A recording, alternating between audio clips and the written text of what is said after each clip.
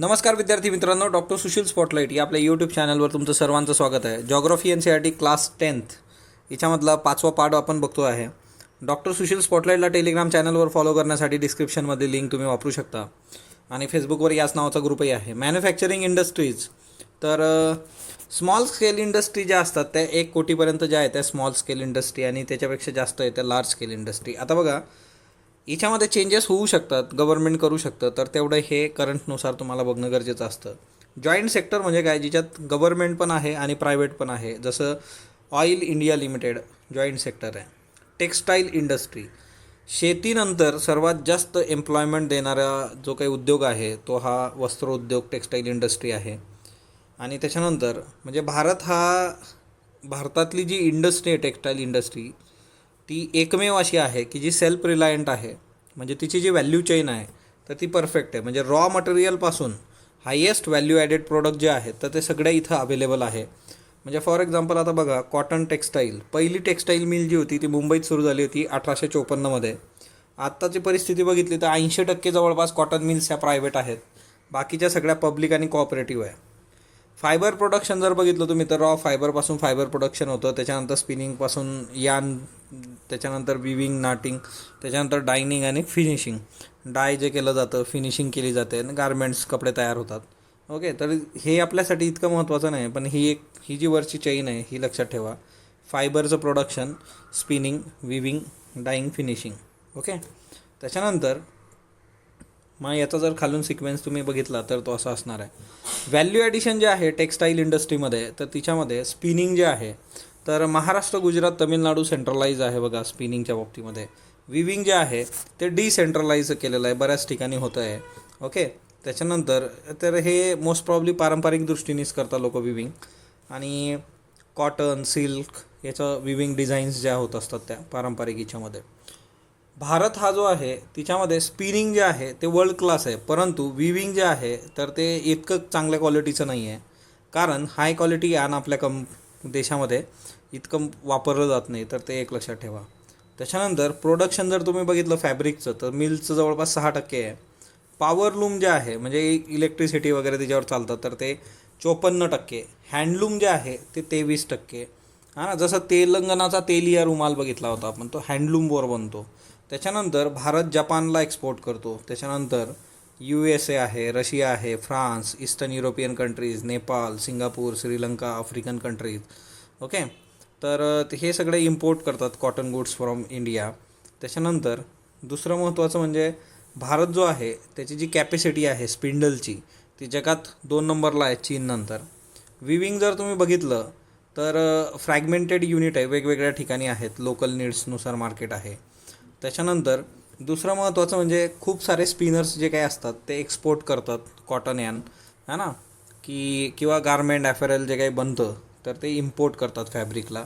आणि हा major drawback आहे ह्या सगळ्या सिस्टीमचा. म्हणजे कपडा उद्योगामध्ये बऱ्याचदा काय होतं, यान जे असतं तर ते बाहेरून मागवलं जातं आणि स्पिनर्स काय करतात, बरंचसं कॉटन एक्सपोर्ट करत असतात. आता प्रॉब्लेम्स काय आहेत, पॉवर सप्लाय हा एक मेजर प्रॉब्लेम आहे आपल्याकडं, है ना. पॉवरची जेवढी डिमांड आहे तेवढी सप्लाय होईलच याची गॅरंटी नाही. त्याच्यानंतर विविंग मशिनरी ज्या आहेत त्यांचं अपग्रेडेशन गरजेचं आहे, ते फार जुने आहेत. लो लेबर आउटपुट आहे, as compare to labour output फार कमी आहे. ऑबियसली तुमच्या मशीन जर अपग्रेडेड नसतील तर असं होऊ शकतं. त्याच्यानंतर सिंथेटिक फायबर इंडस्ट्री जी आहे तिच्याबरोबरची कॉम्पिटिशन जी आहे ती ऑबियसली याला मागे टाकते, है ना. मार्केटमध्ये सिंथेटिकमध्ये बरेच ऑप्शन आलेले आहेत. ज्यूट टेक्स्टाईल, ज्यूट म्हणजे काय, पोतं आपलं. ओके, आता पहिली ज्यूट मिल जी होती ती रिसराला सुरू झाली होती, कोलकाता, 1859. पार्टिशननंतर काय झालं की जर ज्यूट प्रोडक्शनचा सगळा एरिया होता तिच्यातला 3/4 ज्यूट प्रोडक्शन एरिया गेला बांगलादेश, किंवा त्यावेळेचा तो ईस्ट पाकिस्तान, नंतरचा बांगलादेश. त्याच्यामुळे आत्ताच्या डेजमध्ये सर्वात जास्त जे आहे तर भारत जो आहे तो लार्जेस्ट प्रोड्युसर आहे रॉक, ज्यूट आणि ज्यूट गुड्सचा. आणि एक्सपोर्ट जर तुम्ही बघितलं तर बांगलादेश 1 नंबरवर जातो, 2 नंबर इंडिया, कारण बांगलादेशमध्ये सर्वात जास्त हे सगळं ज्यूटचं प्रोडक्शन गेलेलं आहे. त्याच्यानंतर वेस्ट बेंगॉल, त्याच्यानंतर हुगळी रिव्हरचा जो एरिया आहे सगळा हा जवळपास 80 किलोमीटरचा नॅरो बेल्ट आहे. आता याचे जर फॅक्टर्स तुम्ही बघितले तर ज्यूट प्रोड्युसिंग एरिया जो आहे तो मोठ्या प्रमाणावर त्या एरियामध्ये आहे. त्याच्यानंतर आणि एक्सपेन्सिव्ह वॉटर ट्रान्सपोर्ट, कारण पाणी जवळच आहे हुबळी आणि त्या सगळ्या गोष्टी. नेटवर्क चांगलं आहे, रोड, रेल्वे, वॉटरवेज. पाणी मोठ्या प्रमाणावर आहे ज्याच्यामुळे रॉ ज्यूट प्रोसेस होतं. चीप लेबर जो आहे वेस्ट बेंगॉल, उत्तर प्रदेश आणि फार स्वस्तात लेबर मिळतो. कोलकातामध्ये मेन अर्बन सेंटर, बँकिंग आणि पोर्ट पण आहे. चॅलेंजेस तर तुम्ही बघितल्या तर इंटरनॅशनल मार्केटमधले जे कॉम्पिटिशन्स आहे सिंथेटिक फायबर आणि त्या सगळ्या गोष्टींचा, याच्यामुळे थोडा फरक पडतो. Bangladesh, Brazil, Philippines, Egypt, Thailand, तर हे आपण लक्षात घेणं ज्यूटच्या बाबतीमध्ये. त्याच्यानंतर दुसरं महत्त्वाचं आहे की म्हणजे ज्यूट पॅकेजिंग जे आहे ते बऱ्यापैकी आपण इंटरनल डिमांड जी आहे ती इन्क्रीज झालेली आहे, कारण गव्हर्नमेंटच्या पॉलिसीनुसार ज्यूट पॅकेजिंग मॅन्डेटरी आहे. तुम्ही बघितलं असेल बऱ्याच ठिकाणी पोत्याच्या हिच्याने ते पॅकिंग केलेलं असतं. ज्यूट पॉलिसी 2005मध्ये आली होती. मेन मार्केट ज्यूटसाठीचे आहे USA, कॅनडा, रशिया, UAE, त्याच्यानंतर उत्तराखंड आणि ऑस्ट्रेलिया. ओके, हे उत्तराखंड नाही आहे काय, एकदम चेक करावं लागेल ते.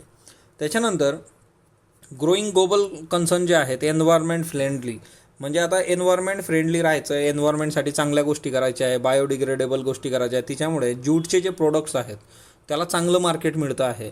क्रिएटिव्हिटीच्या याच्यात पण हँडलूम वगैरे ज्यूट, तर ते प्रोडक्ट्स विकले जातात. शुगर इंडस्ट्री, भारत 2 नंबरचा शुगर प्रोड्युसर आहे. आणि गूळ जो असतो आपला, गूळ खांडसरी तिच्या टॉपला आहे 1 नंबर. रॉ मटेरियल जे आहे तर ते बल्की असतं हिच्यामध्ये, काय ना, ऊस वजनदार आहे आणि त्याचं सुक्रोज कंटेंट डिक्रीज होत राहतं.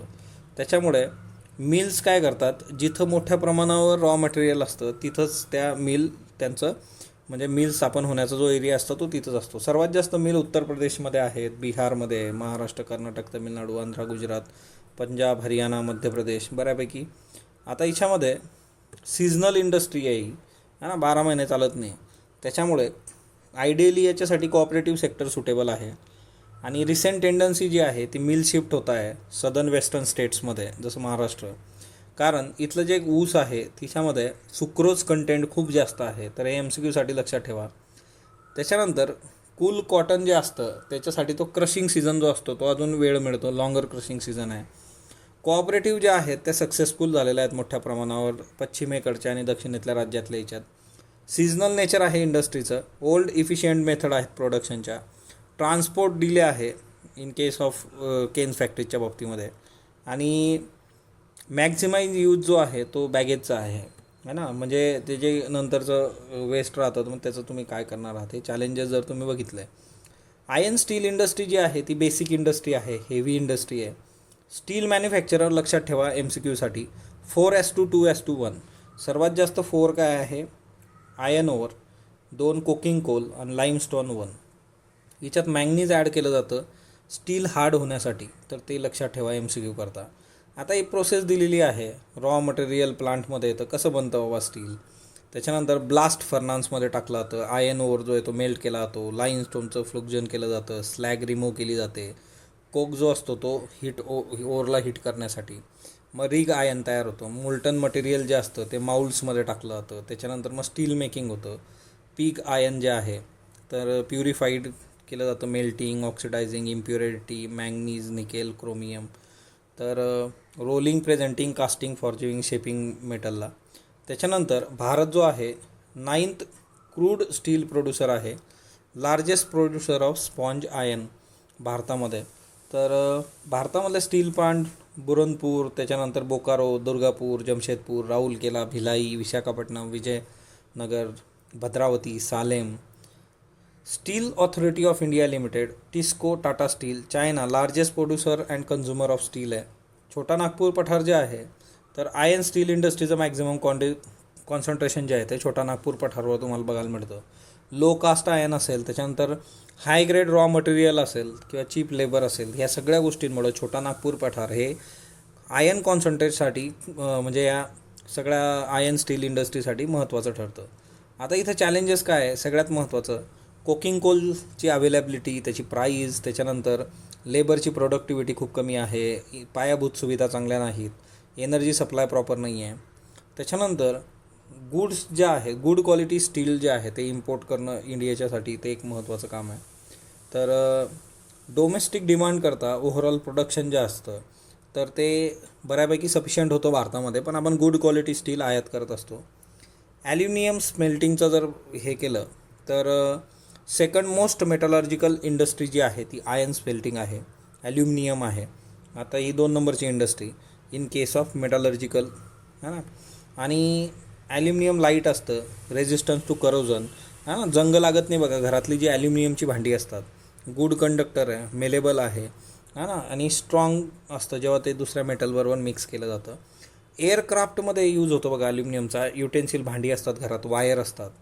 त्याच्यानंतर स्टील, कॉपर, झिंक, लीड याचं सबस्टिट्यूट म्हणून इंडस्ट्रीमध्ये ते वापरलं जातं. आता याचे 8 जे स्मेल्टिंग प्लांट्स आहेत, ओरिसा, त्याच्यानंतर waste Bengal, Kerala, Uttar Pradesh, Chhattisgarh, Maharashtra, Tamil Nadu. Location जे आहे तर ते फॅक्टर्स याच्यात महत्त्वाचे. रेग्युलर सप्लाय पाहिजे इलेक्ट्रिसिटीचा. त्याच्यानंतर रॉ मटेरियल जे आहे मिनिमम कॉस्टवर मिळालं पाहिजे, तर या बेसिक गोष्टी असतात. बॉक्साईट जे आहे ते रॉ मटेरियल आहे, स्मेल्टर्समध्ये यूज होतं, बल्की आहे, डार्क रेडिश कलर असतो रॉकचा. क्रायोलाईट जे असतं ते इलेक्ट्रोलाईट म्हणून तो मेटल वर्क होतो, तर क्रायोलाईट एक लक्षात ठेवा. केमिकल इंडस्ट्री जे आहे तर 3rd लार्जेस्ट एशियामध्ये आणि 12th इन वर्ल्ड, तर हे एक लक्षात ठेवा. इनऑर्गॅनिक केमिकल्स, इनऑर्गॅनिक केमिकल्समध्ये सल्फ्युरिक ॲसिड आहे, नायट्रिक ॲसिड आहे, सोडा ॲश आहे, सोप, डिटर्जंट, ग्लास, पेपर, तर widely spread over country. Inorganic chemicals आपल्याला म्हणा. ऑर्गॅनिक केमिकल्समध्ये पेट्रोकेमिकल्स आहेत. याचे जे लोकेशन्स आहेत, ऑइल रिफायनरीच्या जवळ, पेट्रोकेमिकल प्लांटजवळ हे लोकेट होतं. आणि ही स्वतःच केमिकल इंडस्ट्री स्वतःचीच एक लार्ज ग्राहकसुद्धा आहे, लार्जेस्ट कन्झ्युमर. मोठ्या प्रमाणावर त्याच्यात केमिकल्स लागत असतात. फर्टिलायझर इंडस्ट्रीमध्ये नायट्रोजिनस फर्टिलायझर जे आहे तिच्यात पण मेन युरिया आहे. 3रा लार्जेस्ट प्रोड्युसर आहे नायट्रोजिनस फर्टिलायझरच्या बाबतीत भारत. त्याच्यानंतर फॉस्फेटिक फर्टिलायझर्स, अमोनियम फॉस्फेट. त्याच्यानंतर कॉम्प्लेक्स फर्टिलायझर्समध्ये नायट्रोजनचं कॉम्बिनेशन, नायट्रोजन फॉस्फेट आणि पोटॅशियम, NPK. पोटॅश जे असतं तर ते इम्पोर्ट केलं जातं एंटायरली. भारतात पोटॅशचे रिझर्व्स फार कमी आहे आणि कमर्शियली अनेबल्ड आहे आपण पोटॅशच्या बाबतीत. Potassium compound in any form Bharat 100% आयात करत असतो, तर ते एक लक्षात ठेवा.